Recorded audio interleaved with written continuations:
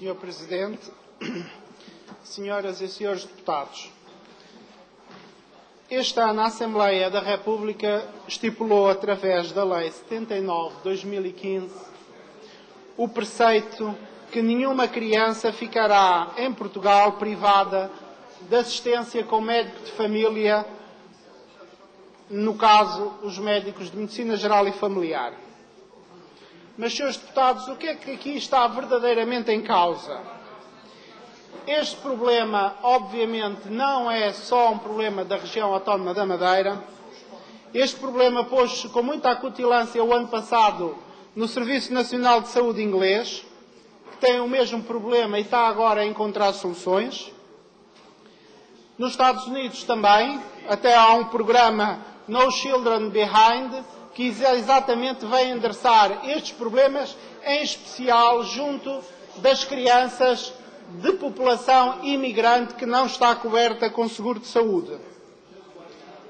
Em Espanha a questão é um bocado diferente, porque em Espanha, para além de cobertura de médico de medicina geral e familiar, as crianças têm, em cerca de 75% dos casos, cobertura com pediatra. No Serviço Nacional de Saúde, como sabemos, há cerca de 1.400.000 portugueses que não têm médico de família, o que corresponde a cerca de 15% do total de portugueses residentes no continente. Na região autónoma da Madeira, sabemos que o número de cobertura de médico de família, ou seja, o número de madeirenses que têm médico de família disponível, segundo a regulamentação existente, ronda um valor ligeiramente abaixo de 50%. O que nos permite fazer a estimativa, isto é a estimativa feita pelos próprios médicos de medicina geral e familiar, que não há uma cobertura oficial de médico de família na região a cerca de 8.500 a 9.000 crianças. Portanto, a razão de ser desta lei assenta essencialmente em 2 ou 3 pontos. Primeiro, tornar a região autónoma da Madeira, neste assunto, uma região igual à do continente. É, sem dúvida, um estímulo para que este assunto seja resolvido. Esta legislação não resolve o problema. Cria um estímulo e cria um enquadramento jurídico que reforça o trabalho da Secretaria no sentido de encontrar as condições para que este assunto seja resolvido. No continente, qual foi o melhor instrumento para a resolução deste problema e para a atenuação das dificuldades? Chamou-se, senhores deputados, Unidades de Saúde Familiares, que na sua contratualização obriga a que todas as crianças dessa freguesia, dessa área de atuação, tenham médico de família atribuído. Isto está na própria regulamentação das cerca de 680 unidades de saúde familiares existentes no país. Mas quais são os exemplos desta mais-valia? Não é uma consulta para as crianças irem quando estão doentes. O conceito é completamente diferente. É um conceito de cuidados de saúde continuados. Como seja, por exemplo, um cabal acompanhamento das crianças, por exemplo, com crises de asma, para que não voltem a ter novas crises e para que estas situações sejam controladas. Por exemplo, a obesidade infantil. Esta situação não pode ser controlada num serviço de urgência, nem numa consulta de recurso. O rastreio sistemático de todas as crianças na procura de deformidades e deficiências, bem como a avaliação contínua do plano vacinal. Também estas situações não são compatíveis com atendimentos em serviço de urgência nem em consultas de recurso, bem como o normal acompanhamento e avaliação do desenvolvimento físico, psíquico e social das próprias crianças ao longo das suas diferentes fases de desenvolvimento. Portanto, esta situação, como aqui exponho, tem toda a razão de ser. A questão que aqui poderá se colocar é: com que meios temos que dotar a região autónoma da Madeira para que este preceito seja atingido? Como sabem, senhores e senhores deputados, a região autónoma da Madeira tem um novo contrato coletivo médico. E esse contrato coletivo, assinado há pouco tempo entre a Secretaria da Saúde e os sindicatos do setor, tem cláusulas que permitem aumentar a oferta.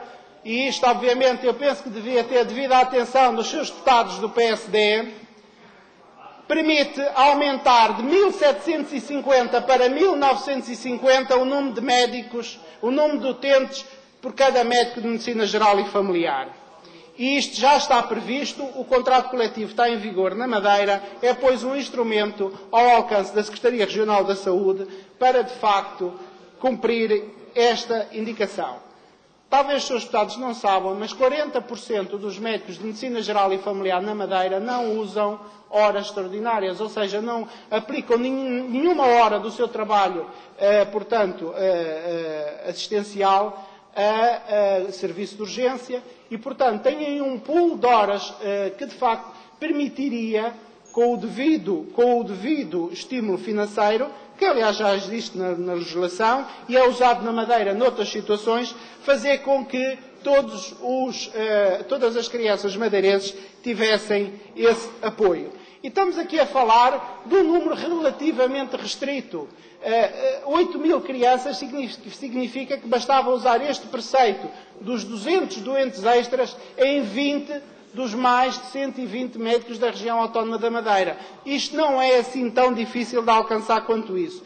E, por outro lado, se houvesse vontade política, parece que já houve mais no anterior secretário do que no atual, de lançar unidades de saúde familiares em todos os concelhos da região, obviamente este assunto ficava resolvido à nascença.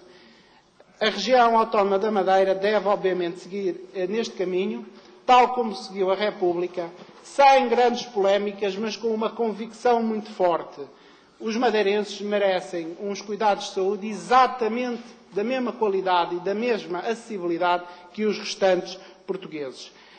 Isto fica, sem dúvida, como um estímulo à Secretaria Regional para lutar para estes preceitos.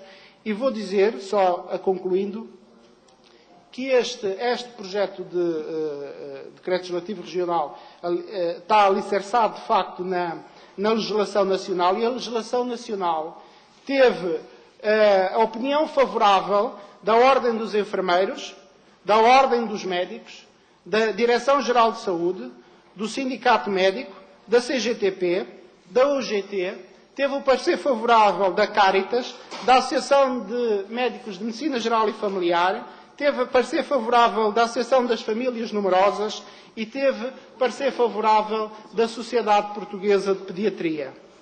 Teve parecer favorável da Assembleia dos Açores. Teve parecer favorável do Governo Regional dos Açores. E teve parecer favorável desta Assembleia, no caso aqui, de um parecer assinado pelo excelentíssimo Sr. Deputado Paulo Freitas. Infelizmente, não teve parecer favorável do Governo Regional, porque o Dr. Miguel Pestana, chefe de gabinete, escreve: somos a declinar o combinado formal e substancial e juridicamente no referido projeto de lei. Senhores deputados do PSD, está no tempo de corrigirem um erro que foi reconhecido, inclusive, pelo Dr. Manuel Brito, nesta mesma sala. Obrigado.